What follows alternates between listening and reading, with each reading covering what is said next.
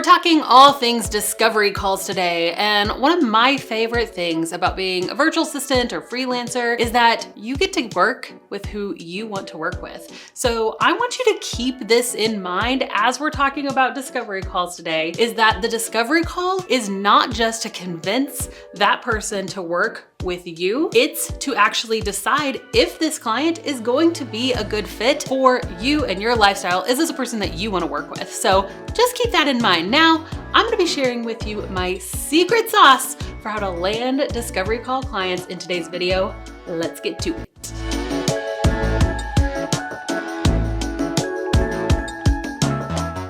Hey, if you haven't met me, my name is Abby Ashley, and I teach aspiring virtual assistants how to launch, grow, and scale their businesses from scratch. So if you're interested in working from home, living that freedom life, this is the right place for you. Go ahead and subscribe to my channel and click the bell to be notified every single time I release a new video, which is at least once or twice a week. Hey, I know I just met you and this is crazy, but here's my Zoom link. Let's discovery call each other.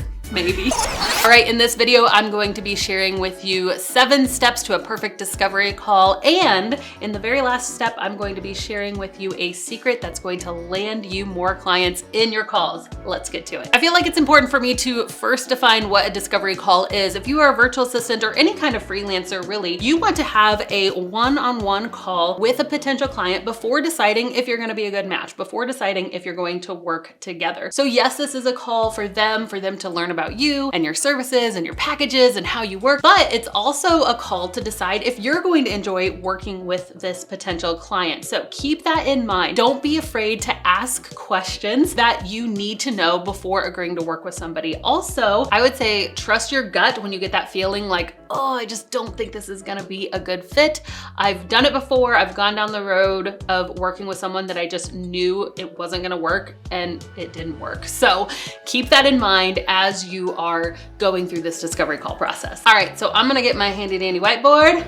Oh, wow. All right, step 1 is to research. This is one of the most vital steps, I would say, in your discovery call is the work you do before the discovery call. You do need to research the client. Check out their socials, check them out on Instagram, see what they're doing on YouTube or wherever they are creating content. Look at their About Me section and just learn a little bit about the person. It's gonna help you in a lot of different ways. Number 1, it's gonna help you learn more about their personality. If you have a commonality, there's something really exciting when you say, oh, I saw that you have 2 kids. I have 2 kids also. I saw that you have a dog. I have a dog also. There's something that connects a person to another person when you have a commonality. So see if you have any commonalities. Another thing that you can do is to check out areas that you may really be a help to them. Maybe they said on their Instagram story that they are really, really struggling with invoicing. Maybe they mentioned something that you're like, oh my gosh, they want to start doing Facebook ads. I know how to do Facebook ads. So check that out. See if there's anything that you can really be a big help just by researching them ahead of time. Step number 2,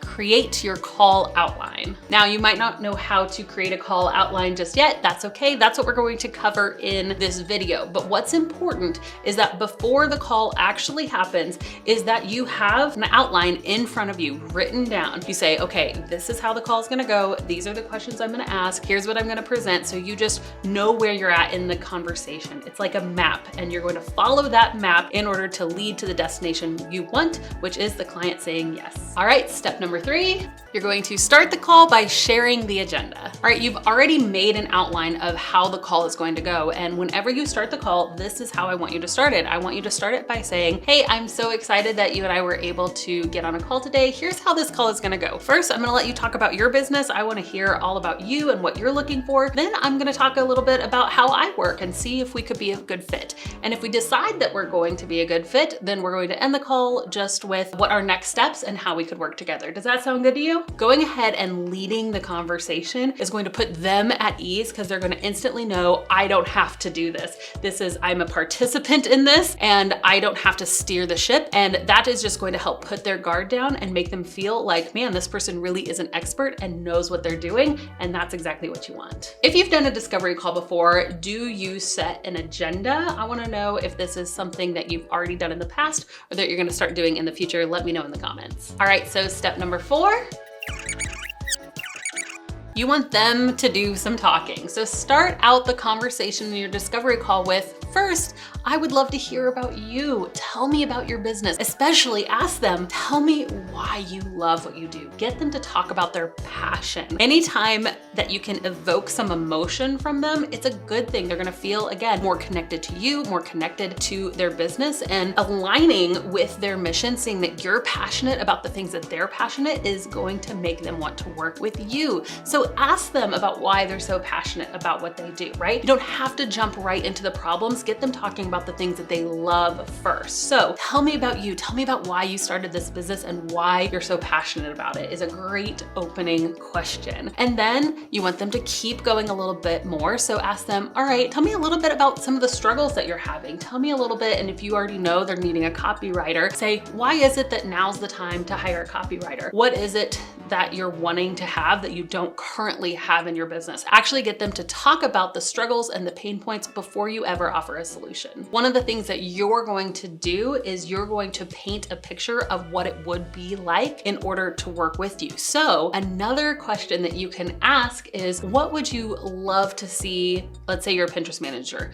What would you love the results to be with your Pinterest account 6 months from now? Or what would it feel like if you could have a Pinterest that was totally managed and growing without you ever having to do anything with it? And go ahead and before you paint the picture of what it's going to be like to work with you, have them paint it first. Ask the questions so that you can come in and support their dream, support that journey from A to B. You can see a really clear picture of what the B is so that you can be the fulfillment of that. All right, so that leads us to step number 5.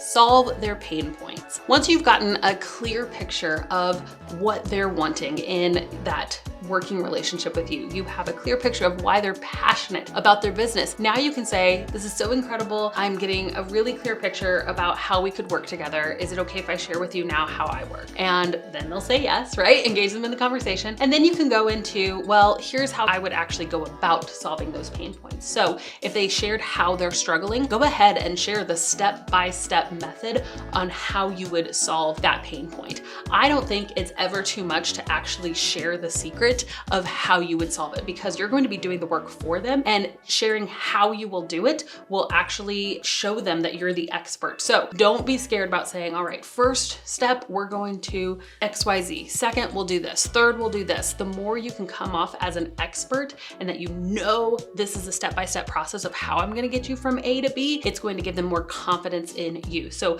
share that process, and then you could ask them the question like, does that sound like something that would be helpful to you? Does that sound like it would be a good fit for what you're looking for? Then if they say yes, you're going to actually share about your pricing, about your packages, about how you work day to day. Here's how I take in projects. Here's how we'll correspond with each other. Here's how I'll let you know status updates of how your project is going, right? So you want to share all of that in this section where you are solving their pain points. All right, step number 6.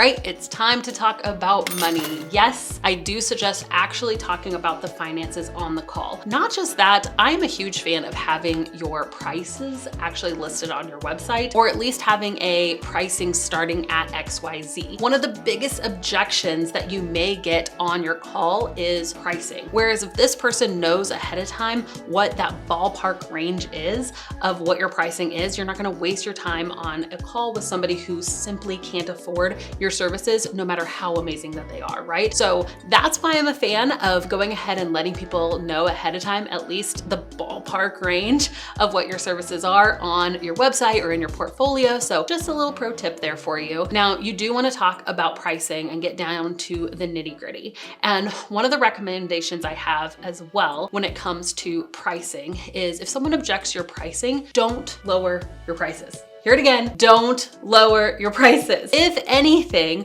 maybe have another smaller package that comes with less things, but still equates to your hourly rate, but they're just getting less for it, that you keep secret, that maybe isn't on your website, that you could go down, but you don't want to actually ever lower your hourly rate. You need to stand firm in your prices, right? So go ahead and share your pricing and your packaging, and then talk about it right there on the call, which actually leads me to step number 7.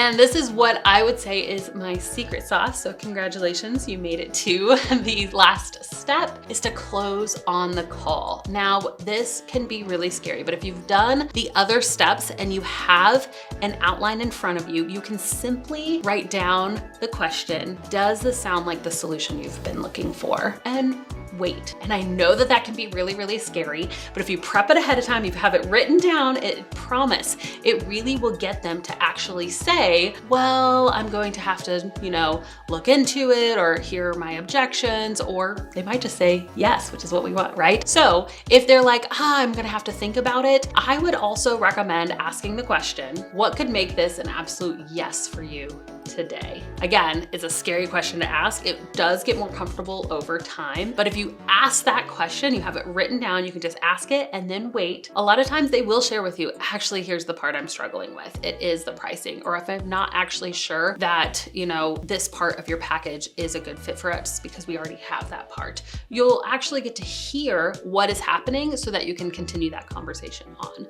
Now, if you can get them to a yes on the call, perfect. My recommendation, and again, this is the secret sauce, is to go ahead and have a contract and invoice ready for them that they can literally sign right there on the call. So you can say, all right, I'm sending over a contract right now. Let's just make this thing happen so we can get started on Monday, right? And so if you can do that, awesome.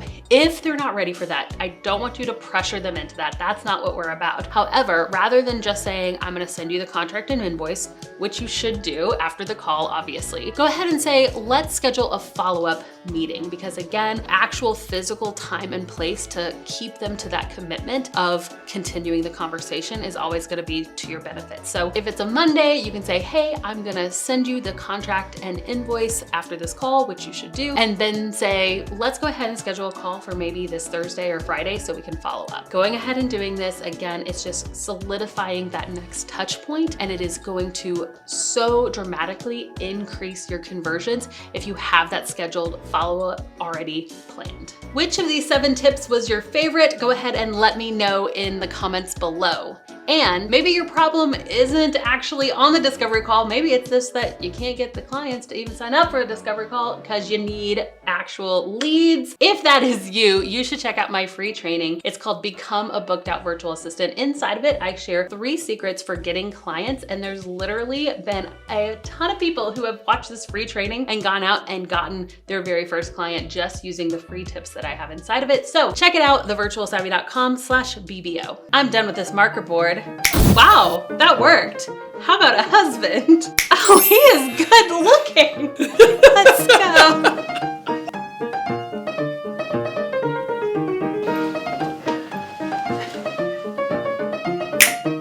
Okay, yeah, I figured.